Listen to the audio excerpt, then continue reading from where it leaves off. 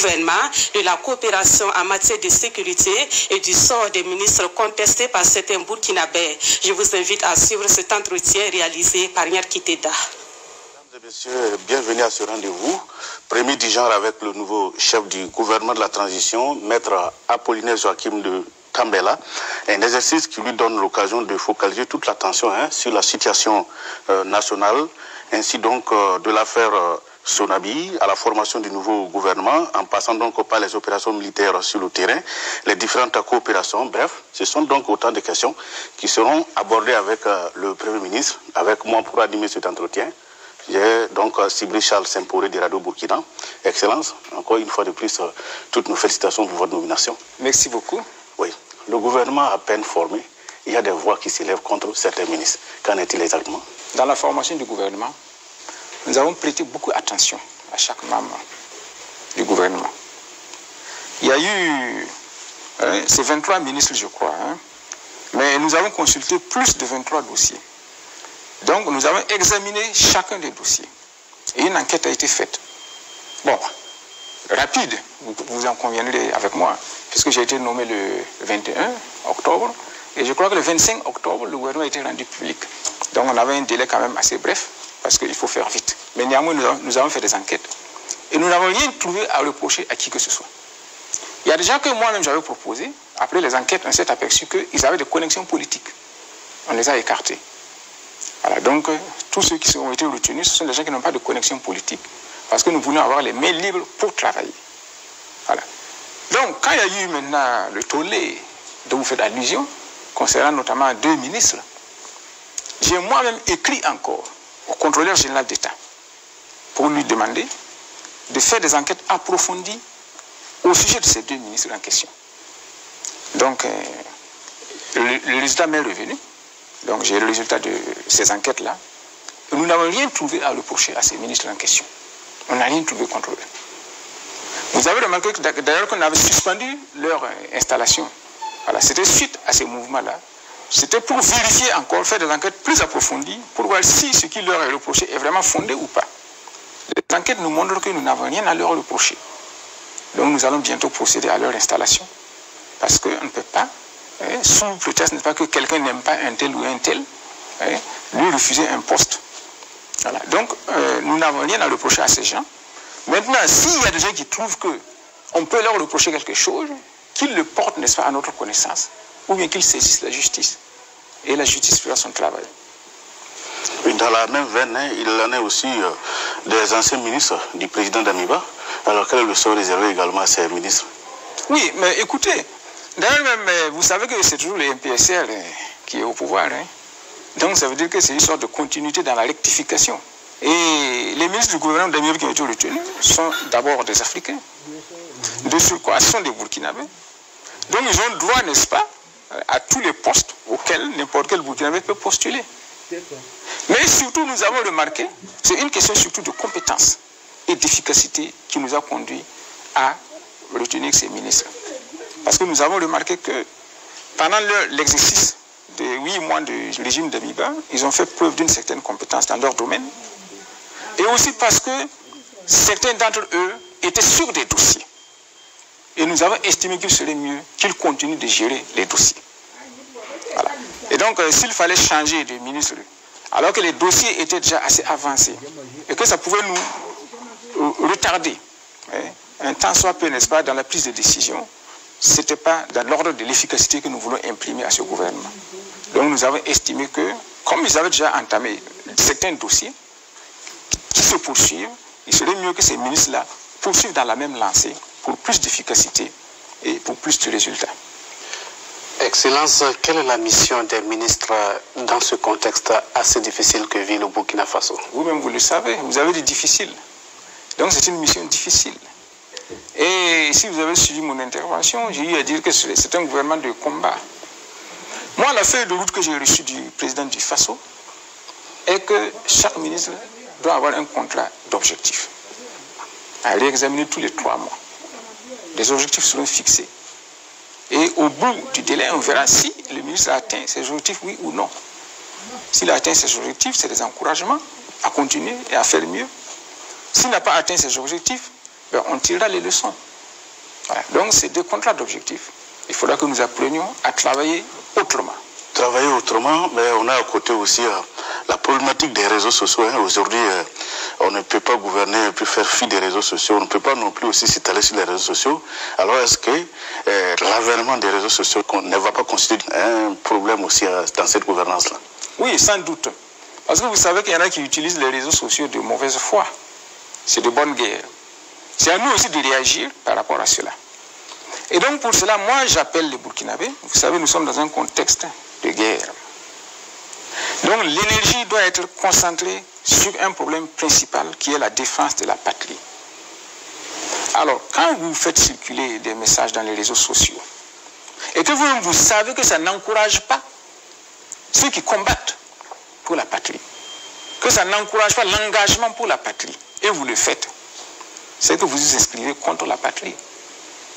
Donc moi je voudrais attirer l'attention de tous ceux qui utilisent les réseaux sociaux à faire attention sur les messages qu'ils diffusent et qu'ils partagent. Et sur les émetteurs de ces réseaux sociaux, à se poser la question de savoir quel est l'objectif que nous recherchons. Donc ça demande une certaine responsabilité et une certaine responsabilisation de tout le monde. Je voudrais attirer l'attention de la population sur le fait que tout ce qui circule sur les réseaux sociaux ne sont pas corrects, ne sont pas vrais. Il y a de faux messages. Donc c'est parce que vous avez reçu un message que vous allez croire que c'est vrai nécessairement. Il faut vérifier l'information. Prenez le soin de vérifier. Est-ce que ce qu'on m'a transmis, c'est vrai ou c'est faux? Et avant de partager, vérifier. Est-ce que c'est vrai ou c'est faux? Est-ce que ça va dans l'intérêt de la nation, oui ou non? Surtout, il faut savoir aussi que nous sommes ici, au Burkina Faso, à Ouagadougou, qui est un enclos de paix dans un pays en guerre. Donc nous utilisons les réseaux sociaux comme nous voulons. Sachez que ceux qui nous combattent utilisent les mêmes réseaux sociaux. Envoient les informations par les mêmes réseaux. Et essayent de voir comment, à travers les réseaux sociaux qui se diffusent ici, comment ils peuvent les utiliser contre nous. Il faut avoir toujours cela à l'esprit. Donc, c'est-à-dire, moi j'appelle chacun à plus de responsabilité dans l'usage des réseaux sociaux. Et à savoir que si vous êtes là en train d'utiliser des réseaux sociaux comme vous voulez, c'est parce que le territoire existe. S'il n'y a plus de Burkina Faso et que tout le monde doit disparaître et se chercher ailleurs, vous allez utiliser les réseaux sociaux et puis diffuser vos messages à qui? Donc, la priorité des priorités, c'est conserver notre pays, défendre notre souveraineté. Et là, maintenant, chacun pourra faire comme il veut. Le Burkina Faso est en guerre, vous l'avez dit. Quelle est la situation des opérations sur le terrain? Les opérations se poursuivent avec succès, même si de temps en temps, nous enregistrons quelques échecs quelque part, parce qu'il faut savoir que l'ennemi aussi essaye de ne pas nous donner la tâche facile. Voilà. Donc il y a parfois des groupes, n'est-ce pas, qui sont suscités ici et là, pour nous donner du fil à retordre. Mais sachez que, bon, nous sommes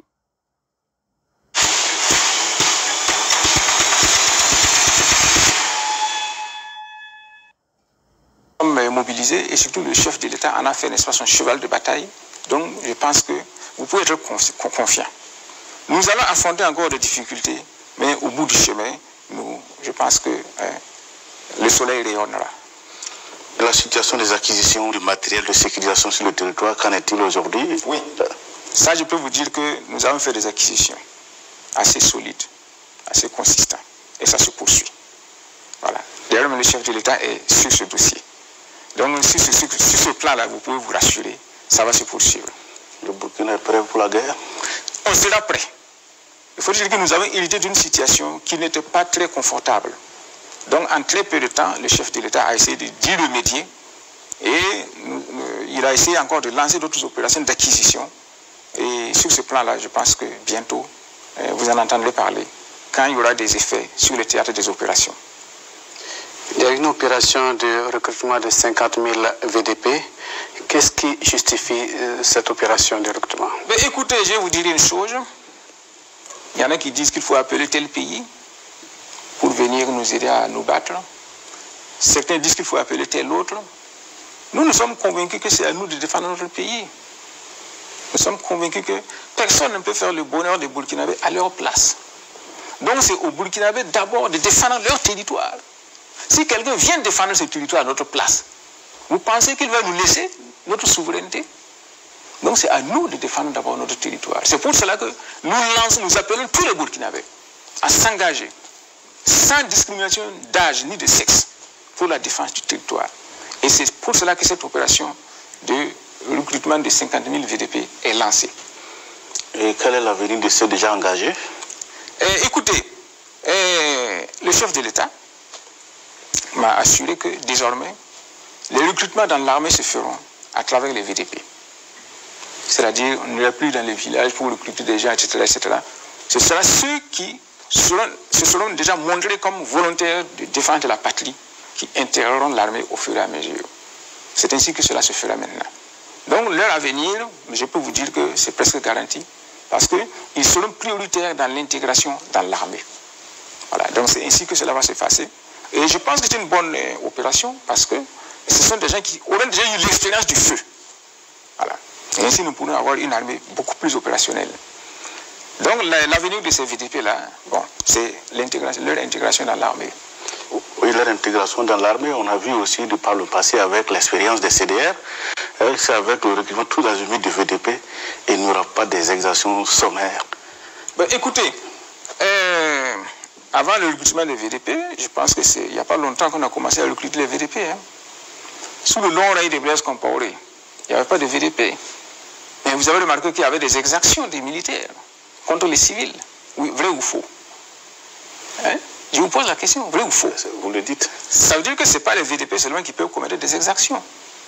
Voilà. Donc, toute œuvre humaine étant par nature imparfaite, il est possible qu'il y ait des exactions de la part des VDP. Mais nous prendrons les dispositions pour leur formation, pour leur encadrement, et pour limiter autant que possible les dérapages. On ne peut pas vous dire qu'il n'y aura pas de dérapage. Voilà. Même au Vatican, il y a des dérapages.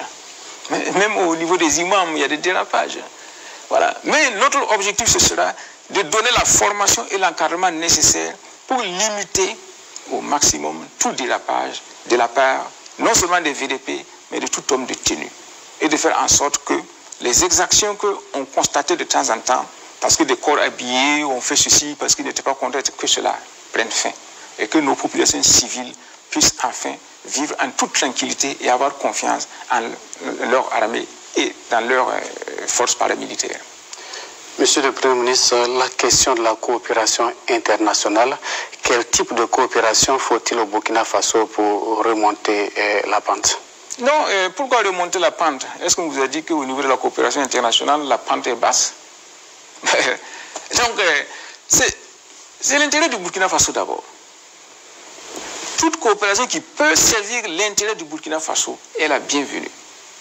Que ce soit X ou bien Y, c'est-à-dire toute coopération qui peut contribuer à renforcer la souveraineté du Burkina Faso, à améliorer les conditions de vie. J'ai défini 3 objectifs pour mon gouvernement.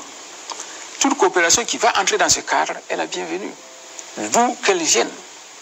Mais nous tenons à ce que chaque partenaire soit loyal avec nous. Que chaque partenaire soit loyal. Nous ne voulons pas, n'est-ce pas, qu'on vienne dire qu'on va vous aider à faire ceci, et puis derrière le dos, on fait autre chose. Non. Donc nous tenons à ce que chaque partenaire soit loyal avec nous.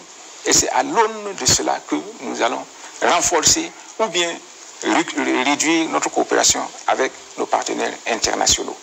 Excellence, la question est assez délicate. Pas plus tard qu'hier, des gens sont sortis encore pour exiger, sinon même pour faire un choix. Donc aujourd'hui, quel est cet appel que vous avez à l'endroit de cette population pour qu'effectivement cette population marche sur la même direction que vous aurez souhaité? Soyez plus explicite. Parce que hier déjà, il y a une population qui est sortie pour demander à ce que ce soit la Russie ou rien. La Russie ou rien, ça veut dire quoi? Ça veut dire qu'on coupe tout. On coupe nos rapports avec les États-Unis, avec l'Allemagne, avec le Japon, avec l'Italie, avec la Suisse, et puis on coopère uniquement avec la Russie. C'est ce que ça veut dire? Je ne sais pas. En tout cas, ce qui est sûr, ils ont cité la France n'a qu'à quitter, et en lieu près de la France, la Russie. Alors, aujourd'hui, le message que vous avez pour que vous soyez en adéquation avec cette population, très content donc de la prise du pouvoir. Si je vais vous dire une chose, hein. Nous sommes coopérants avec la Russie depuis longtemps, depuis le temps de l'Union soviétique. Hein. C'est en 1967 que la relation a été nouée entre la haute volonté de l'époque et l'Union soviétique. Je vous ai déjà expliqué cela. Et vous savez qu'il y a beaucoup de voltaïques et de Burkinabés qui ont fait leurs études en Union soviétique et en Russie, à l'université Patrice Lumumba de Moscou. Il y a beaucoup de cadres actuellement qui ont fait leurs études en Union soviétique. Nous n'avons pas attendu ces marcheurs-là pour avoir des relations avec la Russie. Voilà. Donc ces relations existent déjà, comme les relations avec d'autres partenaires. Mais momentanément, périodiquement, nous évaluons nos rapports avec chaque partenaire pour voir quels sont les côtés qu'il faut renforcer, quels sont les côtés qu'il faut abandonner, etc. Peut-être qu'avec la nouvelle donne, nous réexaminerons nos rapports avec la Russie pour voir s'il faut la renforcer dans un secteur ou pas, s'il faut la réorienter, mais toujours dans l'intérêt du Burkina Faso et dans le respect de la souveraineté du Burkina Faso, pas autrement. Voilà. Donc nous sommes là-dessus, le chef de l'État est là-dessus. Et donc en fonction, n'est-ce pas, de ce que nous estimons nécessaire, nous entreprenons telle démarche vers tel partenaire ou tel autre partenaire. Et ce n'est pas à la rue de nous dire de faire ci ou de faire cela. Parce que ceux qui marchent, qui protestent, il y a des éléments que nous détenons et qu'eux, ils n'ont pas. Qu'ils croient avoir, mais qu'ils n'ont pas. Donc nous gouvernons en fonction des éléments à notre disposition et pour l'intérêt des Burkinabés. Ceux qui marchent là, qui sachent que leur préoccupation est prise en compte et que nous entendons, n'est-ce pas, leur donner satisfaction, mais dans le cadre du respect de la souveraineté du Burkina Faso et de l'intérêt des Burkinabés. Et à côté donc de la coopération internationale et la coopération sous-régionale, quelle est la place donc de cette coopération aujourd'hui pour notre pays? Bon, écoutez, monsieur, vous savez que moi, je suis le président du mouvement fédéraliste africain. Ce qui veut dire que je suis pour la fédération des États. J'en ai parlé même au chef de l'État, qui est dans la même dynamique. Donc, nous entendons, n'est-ce pas, améliorer nos rapports avec les pays qui nous environnent. On ne peut pas parler de fédéralisme et puis en même temps ne pas s'ouvrir, n'est-ce pas, à vos voisins proches. Voilà. Donc, notre attitude est de renforcer notre coopération, d'abord sécuritaire, avec tous les pays qui nous environnent, voilà, notamment avec le Mali. Vous savez que nous partageons 1200 à 1300 km de frontières avec le Mali. Donc c'est pratiquement notre premier partenaire en matière sécuritaire. De même avec le Niger, avec le Bénin, vous commencez, il y a des actions terroristes qui se posent au Bénin aussi, au Togo. Donc avec tous les partenaires, nous allons essayer de voir comment ensemble nous pouvons lutter contre le terrorisme.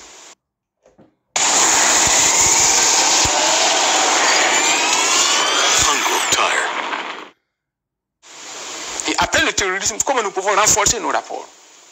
Parce que nous voulons aussi accélérer le processus de l'avènement d'un État africain fédéral.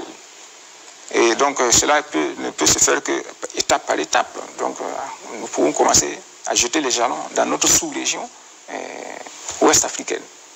Donc à l'heure actuelle, nos rapports sont bons avec nos partenaires sous-régionaux. Donc il n'y a pas d'inquiétude à ce sujet. Monsieur le Premier ministre, il y a beaucoup de rumeurs sur la Sonabi et qui font cas de risque de pénurie de carburant. Qu'en est-il dans la réalité? Alors, je crois qu'en parlant des réseaux sociaux, je vous ai dit de faire attention. Parce que ce n'est pas tout ce qui se diffuse dans les réseaux sociaux qui est exact. Ce matin même, j'ai eu le directeur général de la Sonabi au téléphone qui m'a assuré que c'est de la désinformation et que lui dispose du stock nécessaire, de sécurité nécessaire pour satisfaire les Burkinabés, l'usage des Burkinabés. Voilà. Donc c'est la désintoxication, c'est la désinformation. Vous savez, il y a des médias qui n'aiment pas ce que nous faisons. Vous savez, il y a des groupes de pression qui n'aiment pas ce que nous faisons.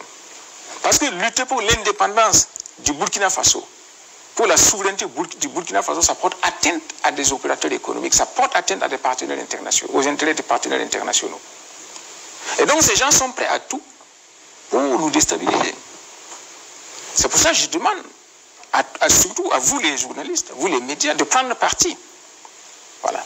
Travaillez-vous pour l'intérêt du Burkina Faso ou pour des intérêts étrangers? Chaque élément de médias doit se poser cette question. Et savoir que c'est parce que le Burkina Faso existe qu'il peut exercer sa profession dans un pays qui s'appelle le Burkina Faso. Donc, concernant ce problème, n'est-ce pas, de pénurie de carburant, je peux vous assurer que c'est de la désinformation.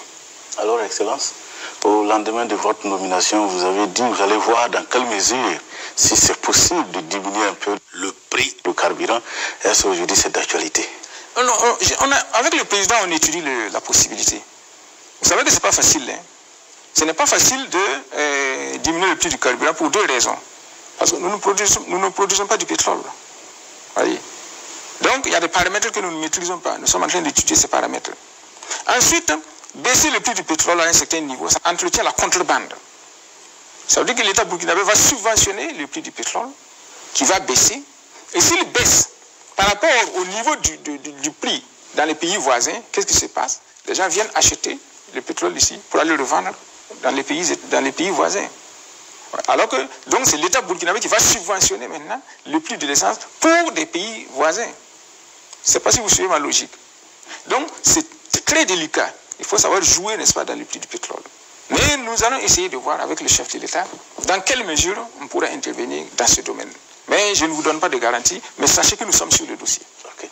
Autre point de cet entretien, excellent Monsieur le Premier ministre, c'est pourquoi le président n'a toujours pas prononcé, en tout cas un discours à la nation depuis donc après son investiture. Oui, mais écoutez, si vous avez, quand le président a prêté serment devant le Conseil constitutionnel, il a fait un discours, il a tracé les grandes lignes.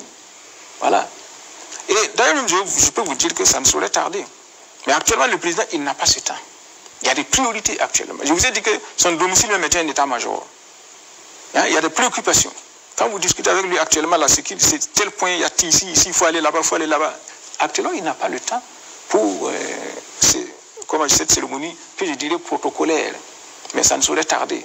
Et parce que tout le monde connaît les priorités du Burkina Faso. On n'a pas besoin que le chef de l'État se prononce là-dessus.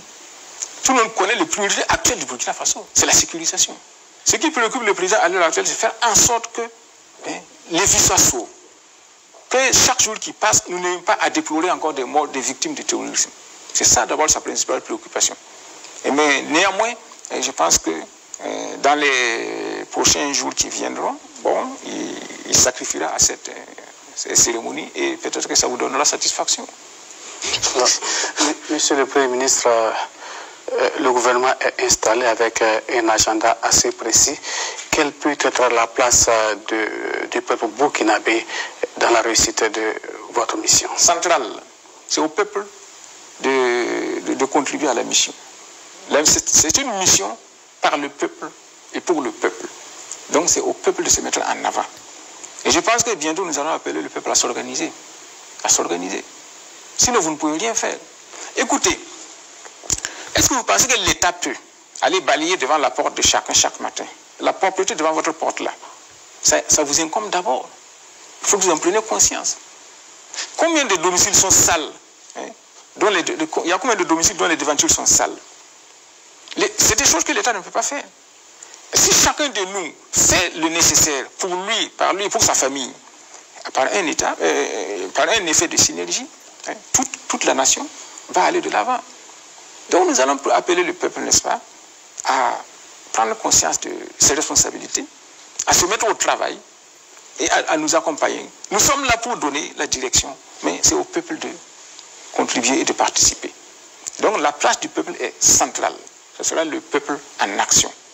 Et nous souhaiterons que tout le Burkina Faso soit un chantier à ciel ouvert.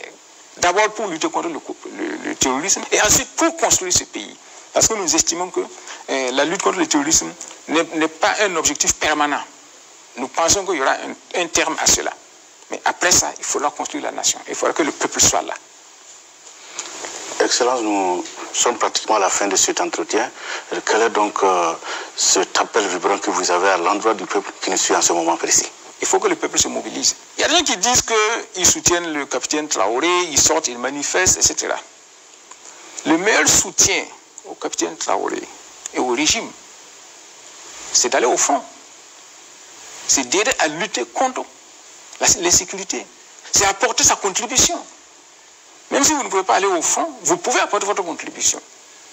À travers, n'est-ce pas, une contribution financière, ou ceci, cela, ou bien matérielle, pour aider les soldats qui sont au fond, ou bien pour aider les victimes, n'est-ce pas, du terrorisme. Plutôt que de passer le temps à marcher chaque fois et dire que moi, je soutiens le capitaine Traoré. Et ceux qui marchent, qui disent, n'est-ce pas, que voilà, il faut aller avec la Russie, etc., s'ils sont patriotes, la première marche à faire, c'est la marche contre le terrorisme. C'est ça d'abord. C'est dans la lutte contre le terrorisme qu'on va vérifier le patriotisme de chacun.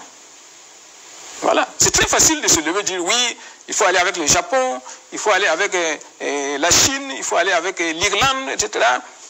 Mais alors que le danger nous guette à notre porte.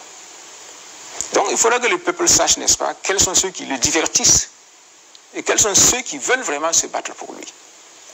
Ça, c'est l'appel que je lance à tout le monde. Et j'appelle, n'est-ce pas, les Burkinabés à savoir discerner les choses, à ne pas se laisser divertir par des gens qui n'ont rien à faire, hein, et qui sont prêts à tout saisir, n'est-ce pas, pour se faire voir. Cela dit, je voudrais aussi dire une chose. Il y a des OSC, n'est-ce pas, qui viennent nous voir pour demander des financements afin de soutenir le régime, etc. Mais il faut savoir que dans le régime actuel, là, face aux priorités actuelles, il n'y a pas de moyens pour ça. Les moyens vont d'abord à la sécurisation du territoire. Donc il n'y a pas de moyens pour financer des ONG, vous êtes là, comme des OSC, vous êtes là, comme je voudrais le dire. Comment des ONG peuvent venir de l'étranger construire notre pays? Quand vous parcourez le Sahel, vous allez voir des organisations non gouvernementales qui sont là, qui s'occupent, n'est-ce pas, de l'alimentation des personnes, etc. Et vous êtes des nationaux. Et votre but seulement, c'est de marcher pour crier, etc. Mais il faut aussi créer des emplois. Les organisations de la société civile doivent aussi penser à créer des emplois, à contribuer effectivement à la construction de ce pays ou à la sécurisation. C'est ça que nous attendons des organisations de la société civile. Voilà.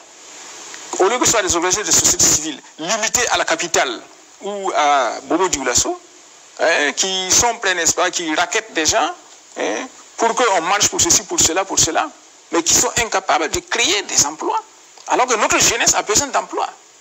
C'est vers ça, n'est-ce pas, que doivent tendre maintenant les organisations de la société civile. Il n'y a pas de raison que des gens viennent de l'étranger, sous forme d'OSC, construisent notre pays, et que vous êtes là, et vous êtes incapable de faire quoi que ce soit de concret pour la jeunesse. Alors, donc, l'appel que je voudrais lancer, c'est à ça. Et donc, j'invite tous les Burkinabés à nous faire confiance. À savoir que nous sommes là pour donner le meilleur de nous-mêmes. Je voudrais aussi ajouter que notre ambition, c'est de gouverner par l'exemple. Et comme le président Traoré lui a dit, l'exemple vient d'en haut. Donc, nous voulons donner l'exemple aux Burkinabés. Et cet exemple, comme je vous l'ai dit, nous allons abroger, n'est-ce pas, le décret sous le régime d'Amiba qui avait revu à la hausse le traitement des ministres. Voilà. Donc notre objectif, c'est de procéder à cela, afin que les ministres commencent par donner l'exemple de la mesure, de l'austérité. Et ainsi, tout le peuple pourra suivre. Ensuite, nous verrons, par la suite, comment on peut procéder, n'est-ce pas, à une meilleure redistribution des richesses du Burkina au profit de tout le monde. Nous ne souhaiterons pas qu'il y ait trop de déphasage, trop de décalage au niveau des rémunérations entre les hauts salaires et les bas salaires. Mais ça, c'est aussi un de nos objectifs. Et comme vous l'avez bien précisé, la première priorité, c'est la guerre contre le terrorisme. Et si le temps le permet et que les moyens le permettent, nous ouvrirons ces chantiers aussi, voilà, pour le bonheur des Burkinabés. Donc, nous envisageons, n'est-ce pas, donner l'exemple d'une gouvernance sobre, voilà, intègre, pour que les gens aussi puissent avoir confiance en nous et nous suivre. C'est sur ces mots que nous mettons fin à cet entretien. Merci, excellent, de nous avoir accordé donc cette interview. Merci à vous également qui nous avez suivis et à très bientôt sur la RTB.